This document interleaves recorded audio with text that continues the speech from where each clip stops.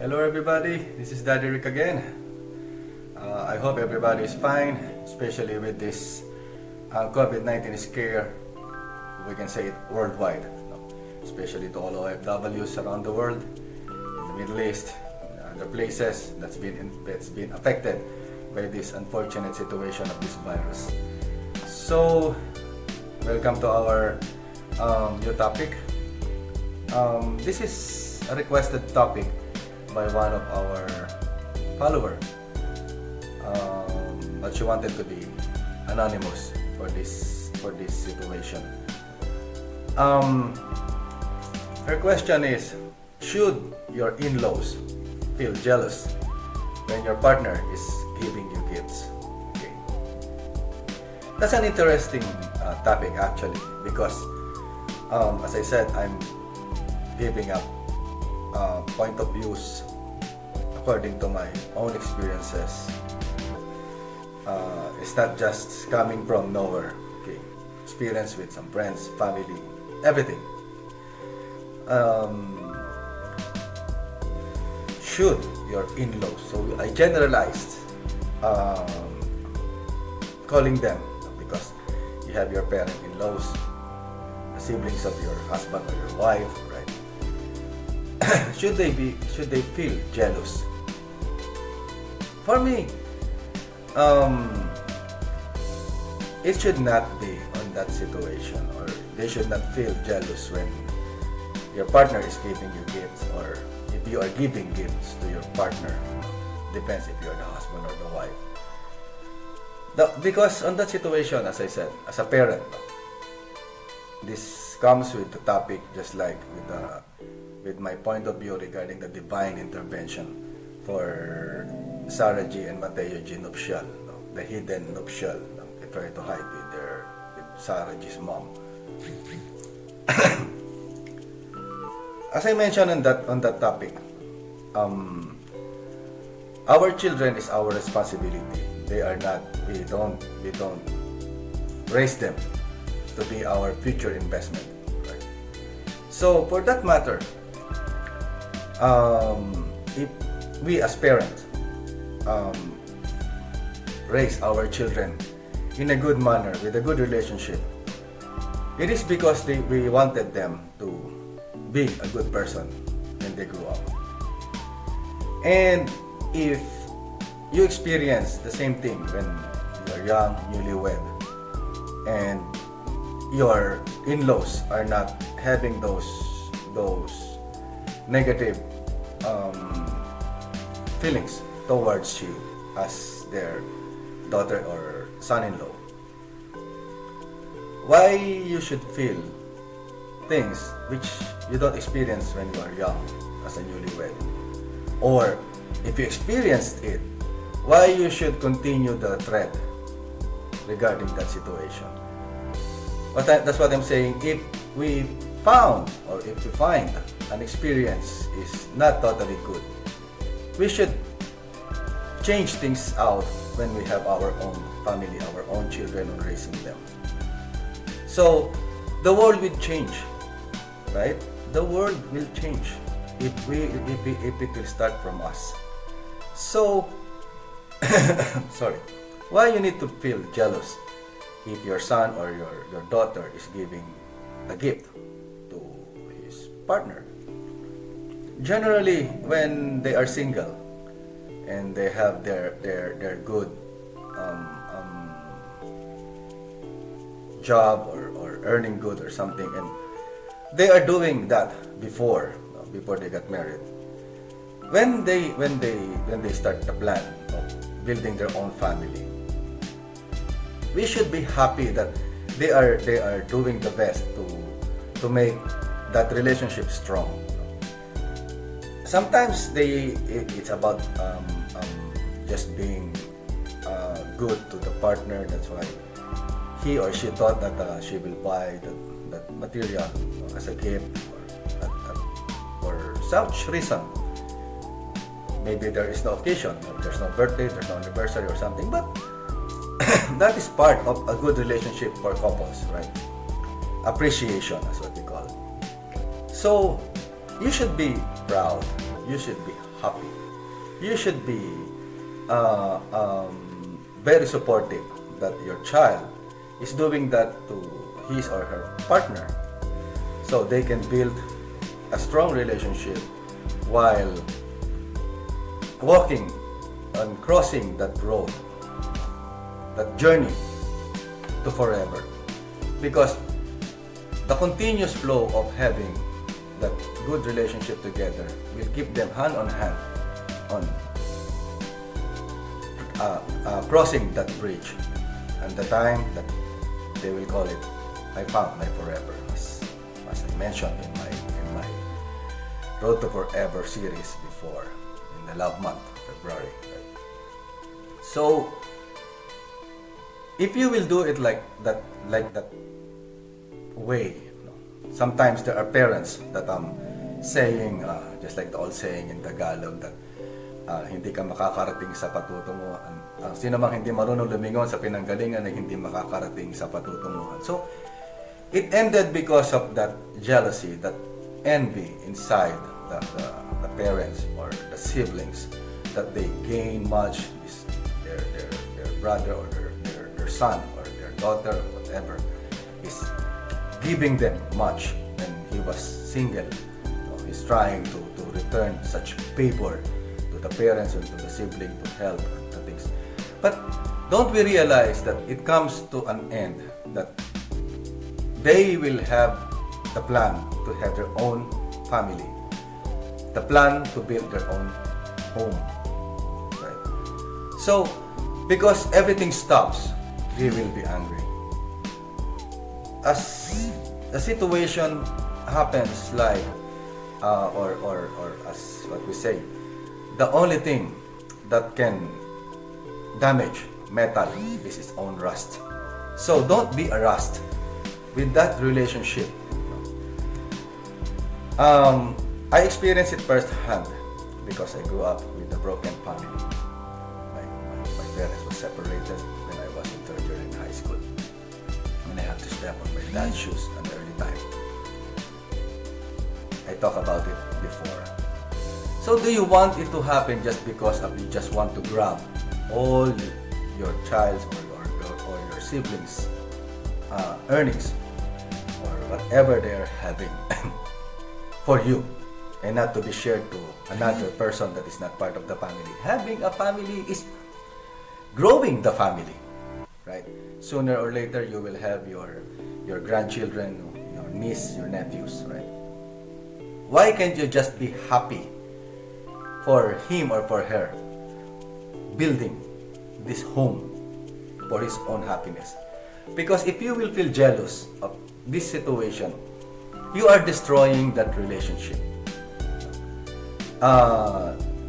It will end on situation that you are starting to compare the before and now with others. If she is the one you marry, it will be better like this. I as a parent, I know that she will be better for you, blah blah blah blah blah. As a brother, as a sister, he will be better for you if you not like this, and so far and so on. So that's what I'm saying, that the only thing that can damage metal is its own rust. So because of that situation, we start cursing our loved ones who's focused on building that home. You built your home as a parent, and you are newlywed, you have your children. Will you let them to suffer just because of that jealousy?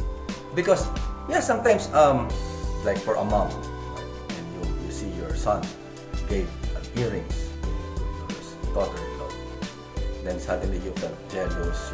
He's no longer taking care of me. He don't mind me anymore. He's only focused on this. You should be happy.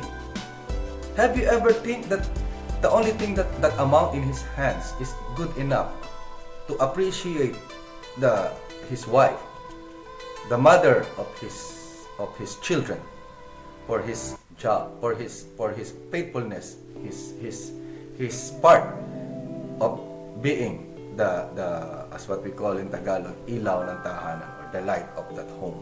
right?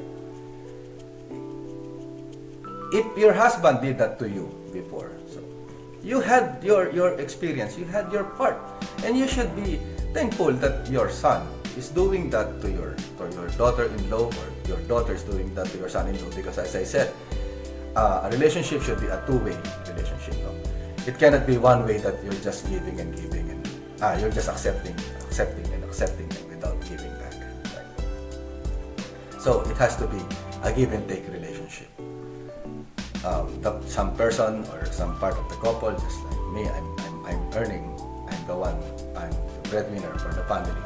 Right? And as I said, my wife is a house engineer, and I appreciate how she took care of the house, right? My children and everything. It's a very hard job to be a housewife, to be a mother. So with that thing, as I'm saying, we don't need to curse. We don't need to feel jealous, because jealousy turns being envious. Then suddenly we are cursing our loved one, and suddenly we are breaking that relationship because of your own happiness, and you forgot that he or she has to have that happiness for his future. Because later on, everybody comes, everybody goes. So at the end of it, will you be happy that your son or your daughter has a broken family relationship, and your grandchildren are the ones suffering? Will you be happy for that, just because of that jealousy or that envy inside you that rusts, who's damaging that metal, right? Cursing them, talking things badly. At the end of the day, everything was like a shattered glass. So for me as a parent, when my children grows up and they start building their own life, have a family, the only thing I can do is to support. As I said even before, I don't treat my children as a future investment. What I'm doing right now for them, what I'm giving to them, how I protect them, I said I can give my life for them just to protect them.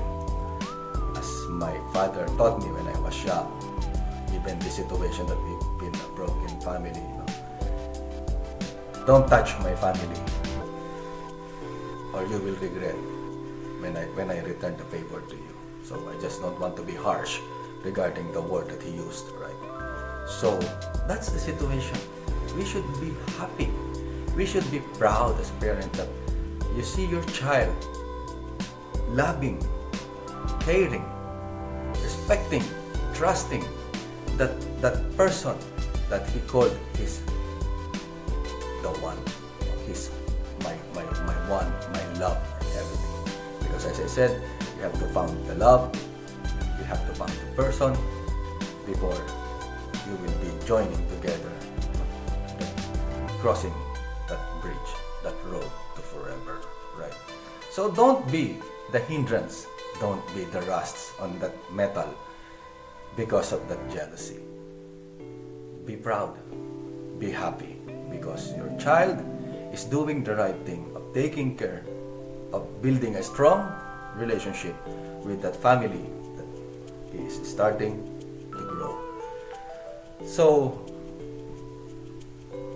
as I'm always saying, if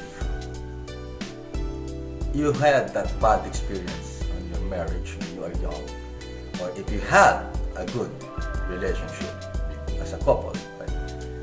Continue the good thread. And if it is a bad experience, cut that thread. Teach the right thing. So the future of your children will be better than yours. And whatever they have done is for them to teach again the better one to their children, and so far and so on as the cycle of life will go. Right? So things will go. Things will change. Right? As I said, we only have one life. We only die once. So let's enjoy all the days that we are waking up, that God gave us. Okay?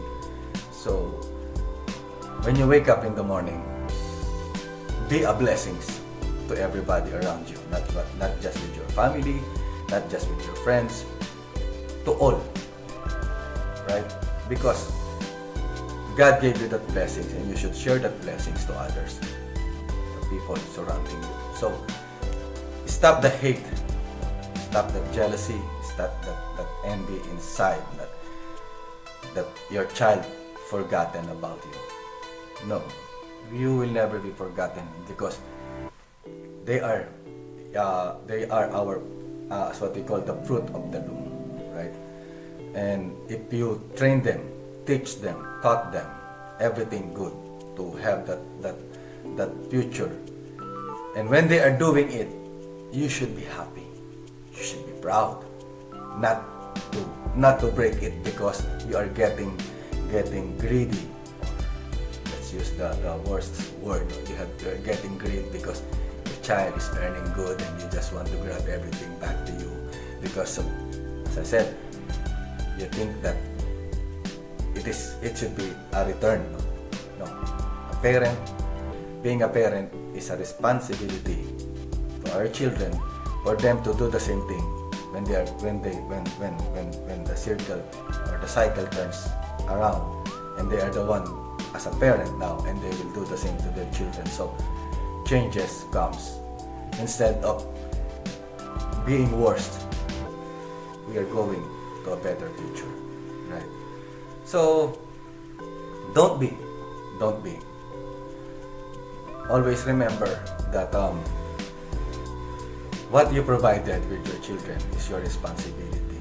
The love that you gave to them as a parent is our responsibility, because having a child is a gift from God, and that God is the only one who will be giving those blessings to us, and we have to be thankful. And we have, as I said, we have to share that blessings. No? You don't have to spread money around, no? Just to say that you're sharing that blessings. No? It's just material things. There are so many things, simple things that you're sharing that blessings on the daily life. So I think that will be good enough for this topic. As I said, nobody should be jealous, from the parents to the siblings, with your child or with your brother or sister, doing that building that strong relationship with his or her partner, building that home with respect, with love and trust. So don't be just like what happened to our family. Don't be, because it's so hard that if those children will suffer because of your personal agenda, your greed to grab everything from your child or from your sibling, instead of sharing it to the person whom he or she is planning to have these gray hairs all through his life and cross that bridge, and they will say at the end, I finally found my forever. So that will be it for this time. Again, thank you everybody for keep on watching, for the support, for the 310 subscribers that I'm having right now, who's continuously following my topics, my blogs, sharing ideas, giving their own thoughts. Thank you very much for everything, and let's keep on growing. And as I said, if you find this topic interesting, don't forget to click like, leave your comments, or any suggested topic that you want to tackle, right? Subscribe. Don't forget to hit that bell. Put that in all, no? So I can notify you in every time we have our new topics to share and experiences regarding about family, love, relationships, work, friends, everything that we experience in real life. So, and always remember, life is not a problem to be solved, but a reality to be experienced. And to all OFW around the world, hello everybody. Take care wherever you are. And for all the families in the Philippines, take care, be vigilant. And for this unfortunate situation, guys, please, instead of complaining, comply. Be aware. We cannot curse the government or whoever regarding this situation. Nobody wanted this situation regarding the COVID-19. So that's why I said, instead of complaining, comply. Take care of yourself. Don't panic, because panicking will just damage or slow down your immune system. Stay fit, stay healthy. Drink a lot of vitamin C's, right, to protect your immune system. Be hygienic enough. Putting too much alcohol and you forgot to take a shower, it will not help you. Be hygienic, even with or without these viruses. Always wash your hands wherever you go, whatever you do. After you do some things, it will keep you safe. Okay? To my family, Mommy, I love you so much. Take care. To my 2 kids, DX and 3H, I love you guys. And to all, God bless us all. Take care, take care. This is Daddy Rick again.